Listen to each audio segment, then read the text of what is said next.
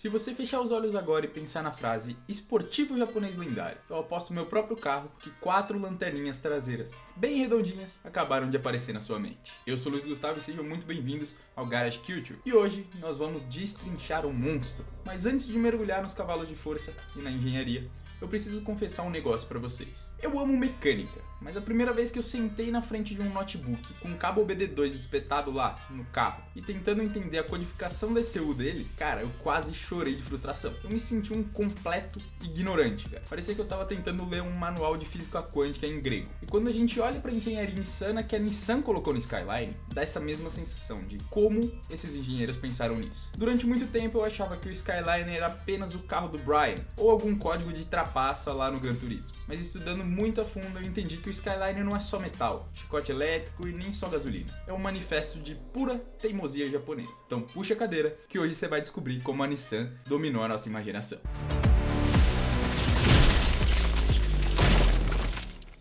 A ironia mais engraçada da história automotiva é que o carro icônico da Nissan não nasceu na Nissan. Ele nasceu lá em 1957 em uma empresa chamada Prince Motor Company, fundada por ex-engenheiros de aviação militar. O primeiro Skyline era um sedã de luxo bem pacato. Cara, ele parecia um carro que seu vô iria na padaria comprar pão no domingo. Ninguém olhava pra ele e pensava, cara, que máquina, eu preciso ter um desses. Mas a Prince tinha um engenheiro genial chamado Shinichiro Sakurai. O senhor Sakurai era doente por performance igual a gente. E lá em 1964, ele pegou esse sedã chato de família, esticou a frente do jeito dele bizarro na marreta e enfiou um motor de 6 cilindros lá dentro. E lá nascia o Skyline GT S54.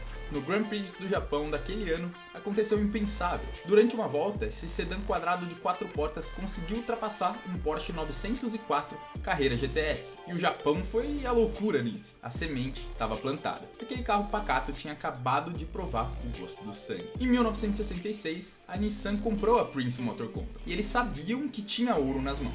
E lá, só em 69, eles lançaram o primeiro Skyline, com aquele emblema vermelho e brilhante, o GTR, apelidado carinhosamente pelos fãs de Hakosuka. Hako de caixa e Suka de Skyline.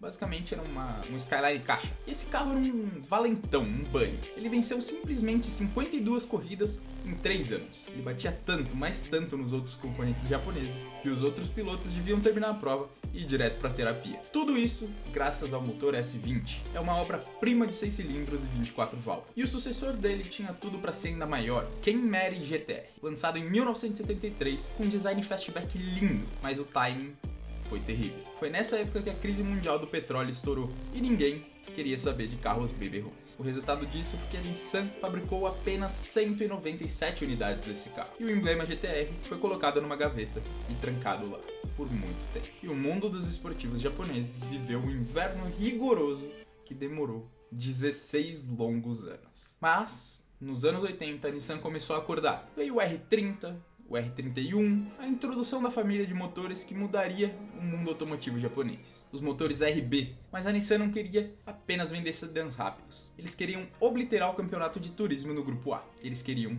vingança. E lá em 89, aquela gaveta que estava fechada há 16 anos foi aberta. O emblema vermelho voltou e nascia o Skyline R32 GTR. E meus amigos, que carro ignorante. A Nissan colocou o famoso motor RB26DEET, um 2.6 biturbo forjado pelos deuses, que dizia ter seus 280 cavalos. Mas isso era por causa de um acordo de cavalheiros do Japão. Mas todo mundo sabia que ele rendia muito mais que isso. E o segredo mágico desse carro, na real, estava no sistema Atesa ETS. Era um sistema de tração integral controlado por computador que analisava a aderência e jogava a força para o eixo dianteiro, só quando as rodas de trás perdiam a tração. Então, ele fazia curvas como se estivesse grudado no chão com super cola. Após isso, a Nissan desembarcou na Austrália para correr nas Bathurst 1000 e basicamente disse: pô, com licença senhores, os seus V8 gigantescos da Ford e da Holden, vocês podem segurar essa garrafinha de água enquanto eu humilho todo mundo aqui na pista? A imprensa australiana ficou tão assustada com a superioridade desse carro, esmagando toda a concorrência, que a revista Wheels deu a ele a capa e um apelido definitivo: Godzilla, porque ele era um monstro japonês que veio do mar para destruir tudo que tinha na sua frente. O R32 venceu as suas 29 corridas de turismo japonês que participou. Ele não teve nenhuma derrota. Já O sucessor dele, o R33, chegou a ser chamado de barco, por ser um pouco maior e mais pesado, mas ele não ligou para as críticas, ele foi o primeiro carro a baixar de 8 minutos por volta lá em Nürburgring. Então, em 1999, nasceu o R34.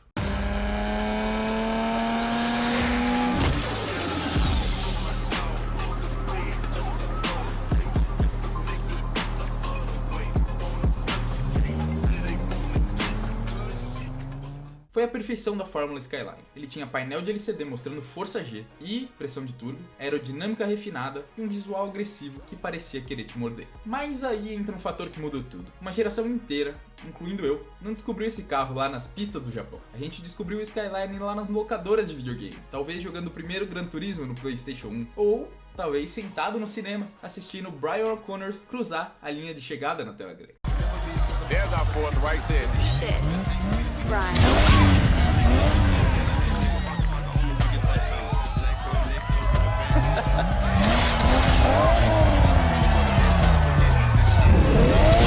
O Skyline parou de ser só uma máquina de corrida e virou cultura pop. Então, ele virou o nosso supercarro mais acessível, pelo menos no mundo virtual. Mas afinal, por que o Skyline dominou tão forte a nossa imaginação? A gente respeita a Ferrari por seu design elitista, a gente adora os V8 americanos pela força bruta, mas o Skyline, ele era totalmente diferente. Ele representa o espírito do trabalho árduo japonês. É a história do underdog, daquele cara que ninguém dava nada, do carrinho japonês lá de família, que usou inovação incansável, persistência absoluta e engenharia inteligente para derrotar os gigantes intocáveis da Europa e da América. Cada vez que a gente vê aquelas 4 lanternas na traseira, redondas, a gente não vê só um carro muito rápido, a gente vê a prova viva que a obsessão pela perfeição compensa muito. O Skyline nos inspira porque ele lembra a gente que com as ferramentas certas e muita vontade de aprender, seja na nossa garagem de casa, sujando as mãos de graxa ou lutando pelos nossos sonhos, qualquer um pode se tornar uma lenda. Chega a arrepiar falar sobre essa máquina, mas eu quero ouvir de você. Qual o seu Skyline favorito? O clássico invicto R32 ou o mais tecnológico R34? O meu é o R34 só pela nostalgia de assistir Velozes e Furiosos no cinema. Não deixe de mandar sua opinião aqui nos comentários. Se esse vídeo fez seu coração bater um pouquinho mais forte, talvez pela nostalgia, talvez porque você gosta de carro, se inscreva nesse canal e esmaga o botão do like. Muito obrigado pela sua companhia nessa tarde de hoje. Fiquem com Deus, continuem acelerando forte e a gente se vê no próximo vídeo.